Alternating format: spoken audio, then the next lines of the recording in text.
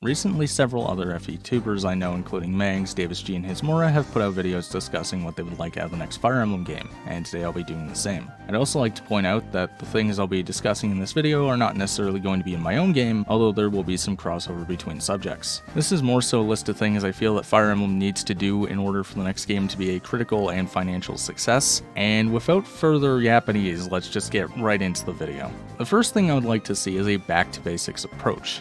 Basically, let's just go back to the drawing board, go back to the likes of Shadow Dragon, New Mystery, just completely wipe the slate clean. Fire Emblem has become way too complicated.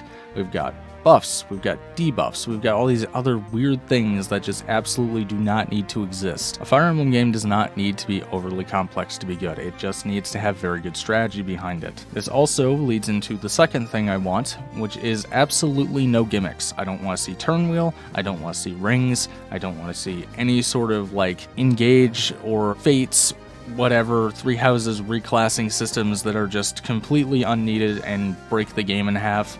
I don't want by the end game for every single character to be a Wyvern Lord. Please, for the love of God, never let that happen again. The third thing I would like is a well-handled second generation. While I love FE4, I feel like every other attempt at a second gen has been incredibly stupid, either from a gameplay or writing aspect, or both. Definitely both.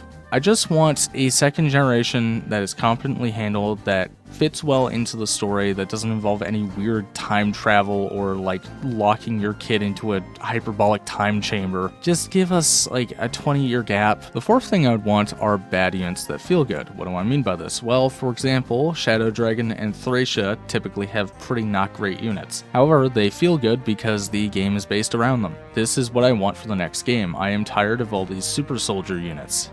Give me some units with 20 to 30% growths. I don't need anything that high, I just want the units to feel good without them feeling overpowered. The next thing I would like on this list is good map design that is completely unrecycled. I've noticed this has become a significant problem in newer FE games, but for whatever reason it seems like even when the maps are good, they're reused so many times that they become just miserable to play through. Can we not do this? Can we just have like a couple simple maps that we just play through and are straightforward, fun, have clear-cut objectives, like good terrain placement? I'm so tired of these either like massive maps that are just pure forest or have no terrain at all, and we see them like 800 times in a row. I'm looking at you, three houses.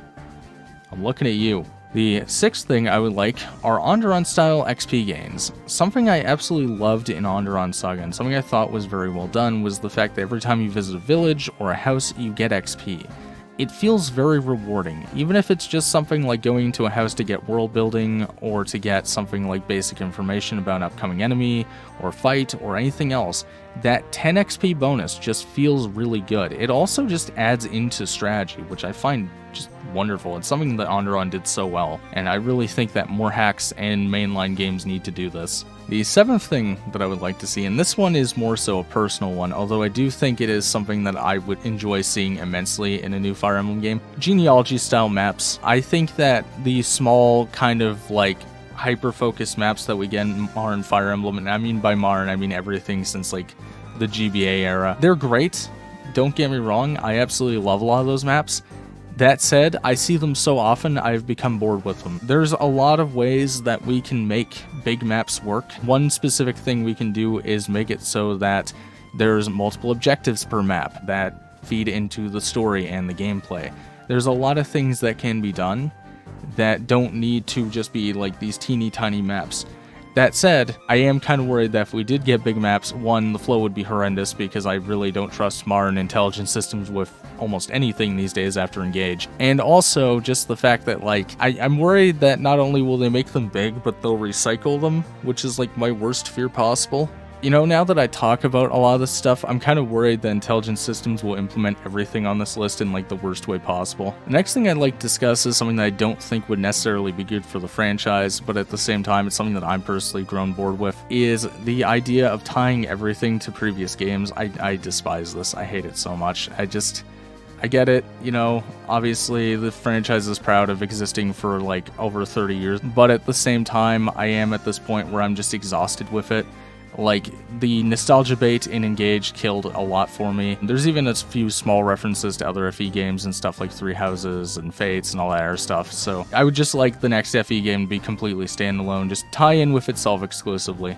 The knife thing is not for me, but it is something I do think would be very, very good for the franchise. That is optional grinding. I think that as much as I don't like it, and I think as much as a lot of our highly skilled players don't like it, a lot of noob players and a lot of players who just don't really like challenge that much do like optional grinding, and I think it is important. It's something I think Onderon Saga did very poorly. It's one of the few things I think Onderon Saga did very poorly, and I think it is somewhat necessary, especially if you want to be popular with kind of the mainstream crowd without sacrificing too many other things. I think the optional grinding does need to come back. We do need like a Tower Volney or an FE12 style training grounds would be nice, because that way you're sacrificing something to get levels. And the 10th thing I'd like to talk about is well-written complex characters. I feel like this is something that we haven't had in Fire Emblem since like FE9, I think. I'm trying to think the last time we've had any complex characters. Like, I know that FE12 and onward has had supports, but at the same time, I don't feel like any of the characters, at least none I can think of off the top of my head, that we've had in recent memory are complex enough to where I care about them. Like, a lot of characters in Engage and Three Houses were very one-note. Pretty much the entire Fates cast was one-note. Awakening had a few kind of complex characters, but some of them were complex in like the worst ways possible.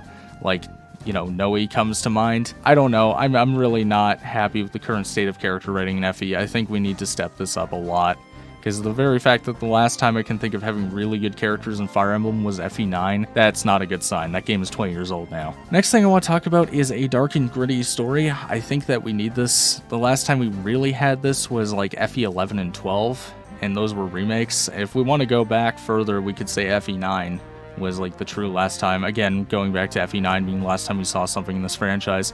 It was the last time we had a really dark, kind of complex story, and I miss that. I don't like these new, like, friendship solves everything stories. Like, no, it doesn't. Shut up. Like, just stop talking, man. Like, no, they need to get a new writing team, fire the entire writing team. This is getting ridiculous. The plots are getting stupider and stupider. I will give Three Houses credit. Three Houses was a step back in the right direction, but it wasn't enough. It still held back from being the really serious dark story we needed. It was a good step, though. I am willing to acknowledge that Three Houses did that right, and it did that well enough to where I can give it kudos. And the final thing I'd like to talk about before this video ends is effectively the avatar system.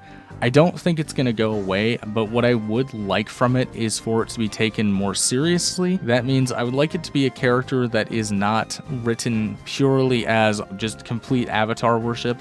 Imagine if you had a character like Chris from FE12, but you stripped away the avatar worship aspect of Chris. Think how much better that character would have been. Just having your character be some random soldier in the Lord's army. That's great. I love that idea. I think that's incredibly, like, it's such an interesting idea.